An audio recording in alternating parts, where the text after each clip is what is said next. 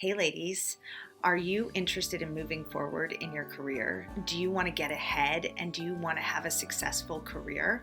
Well, stay tuned. We have some tips for you. Hey there, I'm Shannon. And I'm Micah. We're the co-founders and coaches at Shinebright. And we made this channel to share insights, tips, resources from coaching thousands of people through career transitions, up-leveling in their career, and finding more fulfillment on their path. So thanks for being here. So today we're going to talk specifically to women because we get a lot of clients who are really frustrated they're not moving ahead in their careers, or they are excited to move ahead in their careers and it's not happening fast enough. So we realize there are a few things that women can do specifically that can really help us move forward in a focused and empowering way. Yes, and we're going to get into those tips, but I want to share a little story that I heard the other day that I think is such a great inspiration for, women who are out in the work field and are trying to navigate their path. So I was listening to a podcast interview with Kristen Press, who is on Angel City's soccer team and the women's national soccer team. And total transparency, I had no idea who she was. I'm not into soccer, but I was super inspired hearing her talk about her path. She talked about in high school and when she was coming up through soccer as a young woman, having so much anxiety and so much stress and just so much pressure on her shoulders that she really began to hate playing soccer.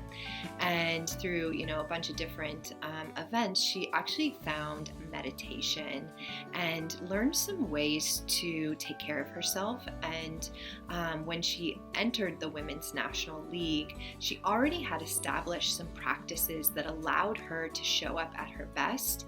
And she really was an advocate for her own self-care, for what worked best for her, and for really carving her own path.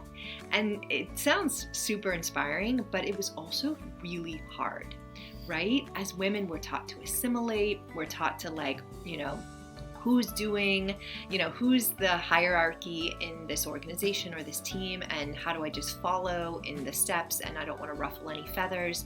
And she really talked about the pain of disconnection and, doing things her own way, but ultimately carving her own path, advocating for herself, figuring out what worked best for her, allowed her to actually find so much more success than she had ever done before, getting her to the Olympics and then, also signing with Angel City. So I was really inspired, and I think, what we'll share today can help you to figure out how can you also advocate for yourself and define success on your own terms. I love that story. It's so inspiring, and it is very hard to kind of stand our ground and carve out our own ways, especially when we are recent college graduates or we're in our first managerial job, and all these firsts. To stand up and kind of find our own way can be very challenging. So there are some things that we have found can really help you keep tethered to who you are and how you want to march forward. And also, just like in your story, these little tools that you can build can actually bring you to levels of success that you never would have even imagined. And the magic is about staying true to yourself and finding the things that work for you. So I think too, before we kind of get into those tips, you said something earlier that I think is also helpful to share. And, Kristen Press could have joined the Women's National League and just followed along, right? And followed the lead of what everyone else was already doing. And that would have been the easier path, actually. Mm-hmm. And I think oftentimes, as women especially, we get into organizations or we get on a career path and we are, really cultured to and socialized to assimilate, right? What is everyone else doing? How do I fit in? How do I not stand out too much, right? It really is not something, to advocate for ourselves isn't something that's really that women or girls are taught. And so this is a little counter often to our natural state and can be really uncomfortable. And as we can see from Kristen's story, sometimes people don't like that. And at first it can cause some disconnection or ruffle some feathers. So, I think the power of, learning to advocate for yourself is about what Micah said, how do you stay true to yourself? Because if you really want career success, it's not just about climbing those, milestones and getting those, bonuses or salary bumps or advancements. It's about how do you define success on your own terms in a way that feels authentic to you. That's where real fulfillment lies. So, ain't always easy, but worth it. It's very worth it. And I think we can start at like a very simplistic idea, which we've already mentioned a couple times, which is advocating for yourself.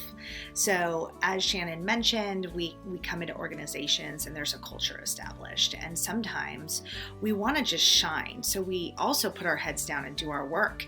And we think, oh, that's going to get us ahead, right?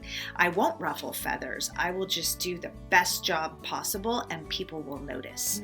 And just as difficult as it is, I think, in kind of going against the grain, this is just as dangerous to not finding your own success because people won't notice. That's the thing. If we're not thinking about what we're bringing to the table, if we're not establishing goals and talking about them and making sure that the team is aware what we're bringing, our bosses are aware, and that we are aware of what we're bringing and that we can readily speak to that. That's the beginning of being able to advocate for yourself. And it's a necessary part of moving towards your career success. Yeah, and I think that's so important, right? It's like, this idea of putting your head down. And I often see with young people and especially young women in the start of their career, really having kind of that hustle nature, right? Like work hard, work overtime, do the most. And it's not always that it won't get noticed, but oftentimes too, if it is noticed, then, it can be used in ways that are best for the team or the boss. And, you can't always assume that everyone has your best interests at hand, right? If people see, oh, she's a hustler, she's going to work overtime, then you will be continually given projects that require you to work overtime, right? Because everyone knows you do that. And so I think, this idea of putting our heads down and letting other people guide and, direct our career, we have to realize that they're thinking about what's best for them. And that's not always, ill-intended. It's about what's best for my boss, what's best for the organization, or what's best for the team. And again, if we're not advocating for ourselves, or you're not advocating for yourself, and really, as Micah said, having a sense of your next steps, having a sense of what's important to you, the goals that inspire you, and what you really want to be contributing, other people are going to make those decisions for you, and they're going to make decisions for what is best for them most of the time. Yeah, I think that that's incredibly important to pay attention to. Often we do a good job, we put our heads down, or we, show up in different ways, but we assume that the boss, the manager, the person who we report to is going to A, have our best interests at heart, and B, be a natural mentor and help us in career development. And unfortunately, that very oftentimes and most times is not the case. And so if we just make these assumptions that our work will, show up for us, or being the person that's there latest and doing the most work is going to serve us eventually, or that our boss is going to really be intentional about how they grow us in our career path or on our career path, then we're really actually starting at a deficit. We're starting at 10 steps behind the starting line. And it's pretty easy to actually not only push past that starting line, but to do it really quickly. And that is, again, I'm going to use the word by being intentional and by focusing on what you want out of that role or out of that organization. And by defining, we've kind of touched on this already, but some personal goals. And that is something that takes energy and time and space. And so being intentional about it, setting those, maybe, if your company works like on a quarterly schedule, making sure that you're at every quarter kind of tapping into your different personal goals, or if you do that maybe in the new year or monthly, however you kind of build a system of making sure that you know what your goal is for your role, that you have an idea and an understanding of where you want to go in the next 6 months or beyond that. Those are some good kind of little stepping stones to building this ability in to advocate for yourself, because now you have things to share with your manager in your one-to-one. Now you have an idea of what skills you might need to build to get to that next point.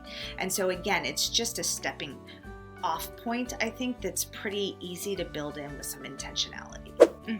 I love that. And I think, if you are someone who is unsure of those next steps, maybe you have taken some time, you're like, I don't know, maybe I don't actually see a path ahead of me that feels inspiring.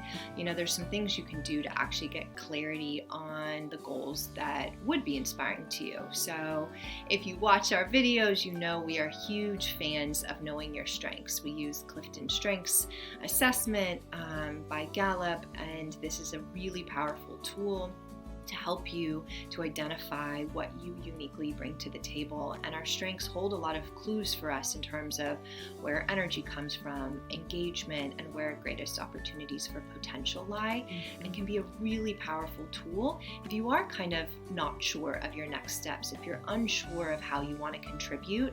Digging in and doing some of that self-exploration and having some of the language from an assessment allows you to kind of take inventory of am I on a path that will allow me to continue to tap into these strengths, to contribute what feels fulfilling and satisfying to me. And so that's one step that you can take that allows you to be, taking some agency over, your career path and where you want to go next if you're feeling unsure about those next steps. Yeah, I think that's so important. And I love that you can do that on your own. Right? Yeah. You can be empowered, you can find your agency. Another thing that can help you if you're feeling confused about what the next step is, or if you want to stay on the same career trajectory, is to look at where your boss is and where their boss is. And recently I had a client who came to me and said, I need a career coach. I want to make a change. I realize I'm working my tail off and I see my boss working her tail off and I don't want her job. And that's where I'm going. Yeah. So it's kind of sometimes nice to zoom out a bit and to look at what the traditional path might be for you by looking at your manager and their manager and understanding whether or not the things that they do in their roles are things that would align with your strengths, bring you energy, or seem like something you're excited to do. And if the answer is no, then you have, some other things to think about. But if the answer is yes, you also have kind of a skeleton structure of some of the things you might be building on, some skills. A lot of companies offer a lot of professional development dollars, and they go unused. And it's because people have to take agency or find things that are interesting to them to learn. And so if you're looking at your boss and they have a skill set and you're missing some of those pieces, maybe you can go to HR and see if there are some different courses or things that you can take to begin building those. I love that. And, I think another alternative is, do you have a career mentor? Right? So, and this is powerful if you know your path and you're on it, or if, like Micah said, you look at the path ahead and you're like, oh gosh, that's not what I want. Finding someone who, whether they're within your organization or outside of your organization, where you really admire their career journey, the steps they've taken.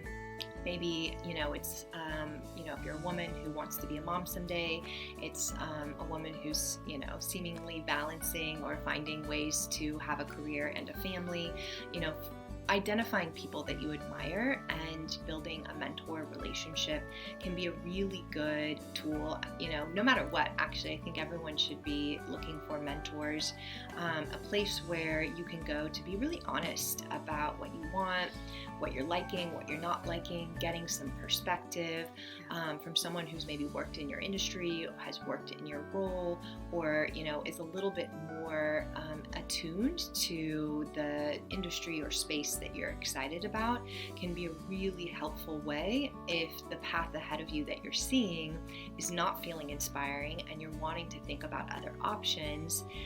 Go to the people who have navigated a career trajectory that feels interesting or exciting to you.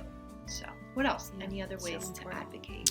Yeah, getting back to that advocating piece and why it's so important for women. I mean, men also need to advocate for themselves, but we tend to not do that sometimes, right?